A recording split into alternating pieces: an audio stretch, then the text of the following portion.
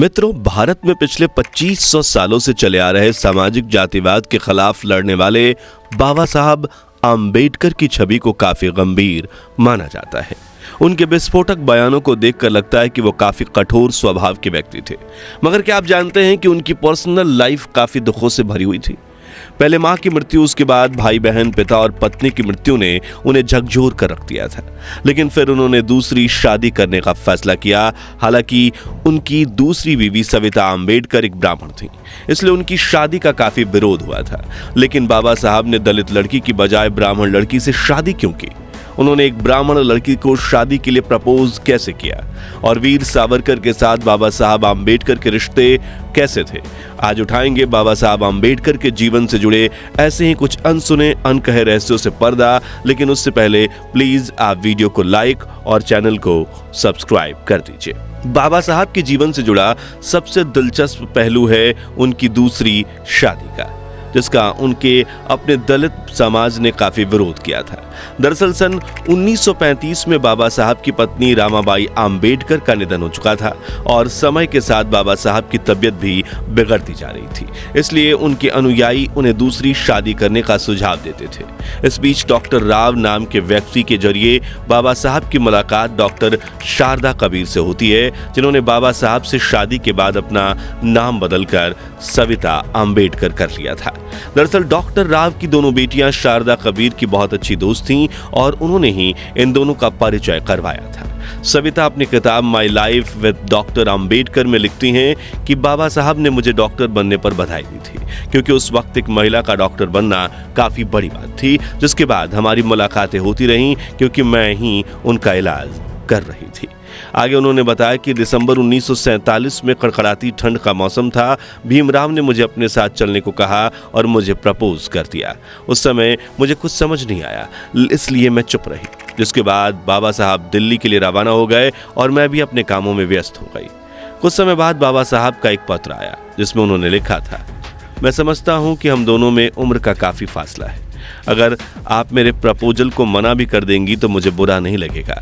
मैं आपके जवाब का इंतजार कर रहा हूं। जिसके कुछ दिनों बाद मैंने भी उन्हें पत्र लिखकर शादी के लिए हाँ बोल दिया। बता दें कि 15 अप्रैल 1948 के दिन दोनों की शादी हुई। उस वक्त सविता 39 साल की थी और बाबा साहब उनकी उम्र में 18 साल बड़े थे। सविता पुणे के एक मराठी ब्राह्मण परिवार से ताल्लुक रखती थीं, जबकि बाबा साहब महार जाति के थे। इसलिए इस शादी का दोनों पक्षों ने, यानी ब्राह्मण और दलित समाज ने, जमकर विरोध किया था। यहाँ तक कि आम्बेडकर की बेटी यशवंत राव भी इस शादी के खिलाफ थे। लेकिन धीरे धीरे दूरियां कम हुई और डॉक्टर सविता की देखरेख में बाबा साहब की तबीयत ठीक होने लगी, जिसका जिक्र करते उन्होंने अपनी एक किताब में लिखा था कि सविता की देखरेख की वजह से मैं 10 साल अधिक जिया हूं। इसलिए ऐसा भी हो सकता है कि बाबा साहब का एक दलित लड़की से शादी करने के पीछे का कारण जातिवाद नहीं था, बल्कि दोनों के बीच का प्यार, भरोसा और सविता का देखभाल करने वाला स्वभाव था। चलिए अब जानते हैं आखिर डॉक्टर आम्बेडकर और वीर सावरकर के बीच कैसे रिश्ते थे। तो दोस्तों, डॉक्टर आम्बेडकर की तरह ही वीर सावरकर ने भी हिंदू धर्म में जाति के आधार पर भेदभाव समाप्त करने के प्रयास किए थे, मगर फिर भी इन दोनों महान शख्सियतों में काफी मनमुटाव था। लेकिन क्यों और कैसे, जानने के लिए हमें इतिहास में बारीकी से झांकना होगा। 20 मार्च 1927 बाबा साहब अपने अनुयायियों के साथ कोलाबा, महाराष्ट्र के महाड़ में स्थित चावदार तालाब पर एक जुलूस निकालते हैं, जिसमें वो लोग छुआछूत के खिलाफ प्रदर्शन कर रहे थे। हजारों की संख्या में अछूत कहे जाने वाले लोगों ने आम्बेडकर की अगुवाई में चावदार के एक सार्वजनिक तालाब से पानी पिया। सबसे पहले डॉक्टर आम्बेडकर ने चुल्लू से पानी पिया और फिर उनका अनुकरण करते हुए उनके हजारों अनुयायियों ने पानी पिया। ये एक प्रतीकात्मक विरोध था, जिसके जरिए बाबा साहब ने हजारों साल पुरानी सवर्ण और सामंती सत्ता को चुनौती दी थी, जो सामाजिक पायदान के सबसे निचले स्तर के लोगों को वो हक भी देने के लिए तैयार नहीं थे जो जानवरों तक को हासिल था। लेकिन उच्च जाति के लोगों ने इस आंदोलन के खिलाफ जबरदस्त तांडव मचाया था। उन्होंने अछूतों की बस्ती में जाकर बच्चों, बूढ़ों और महिलाओं को बुरी तरह से पीटा और आम्बेडकर के इस विरोध के एक दिन बाद 21 मार्च 1927 को सनातनी हिंदुओं ने चावदार तालाब के पानी का शुद्धिकरण किया था। तभी जातिवाद के खिलाफ आवाज उठाने वाले विनायक दामोदर सावरकर ने बाबा साहब के इस आंदोलन को समर्थन देते हुए कहा था कि छुआछूत की न सिर्फ निंदा की जानी चाहिए बल्कि उसे धर्म के आदेश के तौर पर जड़ से समाप्त करने का समय आ चुका है। ये नीति या औचित्य का सवाल नहीं बल्कि न्याय और मानवता की सेवा के मुद्दे इससे जुड़े हुए हैं।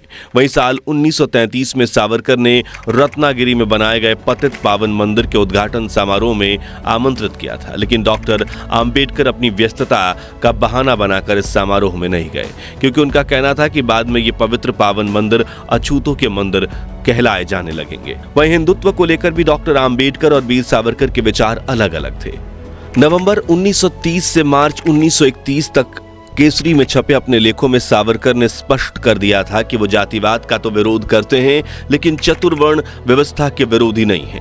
आपको बता दें कि भारत में समाज को 4 वर्णों में बांटने की प्रथा है, ब्राह्मण, क्षत्रिय, वैश्य और शूद्र। इस व्यवस्था की शुरुआत उत्तर वैदिक काल में हुई थी और इसमें ब्राह्मण और क्षत्रिय वर्ण को एक विशेषाधिकार दिया गया था। लेकिन आम्बेडकर इससे बिल्कुल सहमत नहीं थे क्योंकि उनका मानना था कि अगर चतुर्वर्ण व्यवस्था रही तो भारत में दलितों को कभी उनका हक नहीं मिल पाएगा।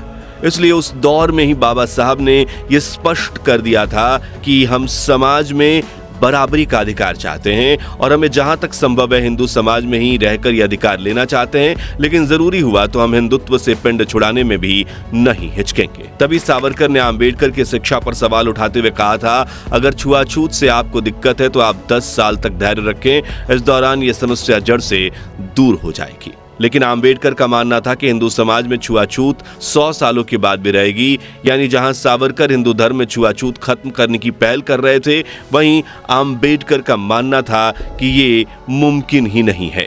इसलिए एक ही उद्देश्य होने के बावजूद दोनों के बीच सालों तक वैचारिक मतभेद चला। साल 1956 में अंबेडकर अपने अनुयायियों के साथ बौद्ध धर्म की ओर चल पड़े। उन दिनों सावरकर ने केसरी अखबार में बुद्ध पर एक लेख लिखा था क्योंकि वो अछूतों के हिंदू धर्म छोड़ने के फैसले पर गुस्सा थे।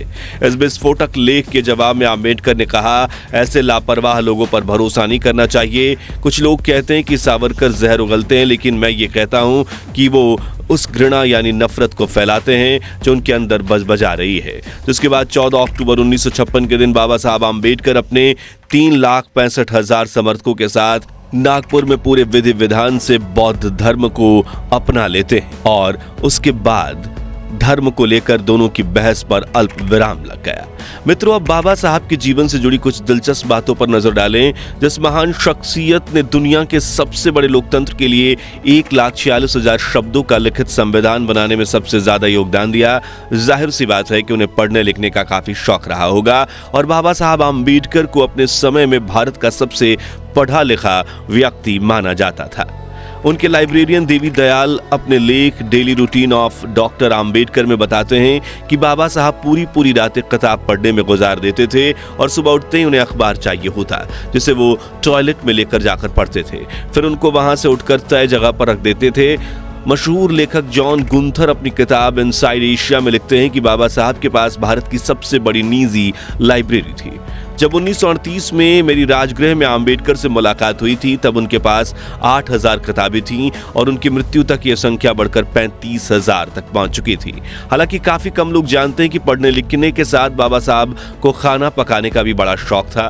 छुट्टियों में वो खुद खाना बनाते थे और लोगों को अपने साथ खाने के लिए आमंत्रित करते थे।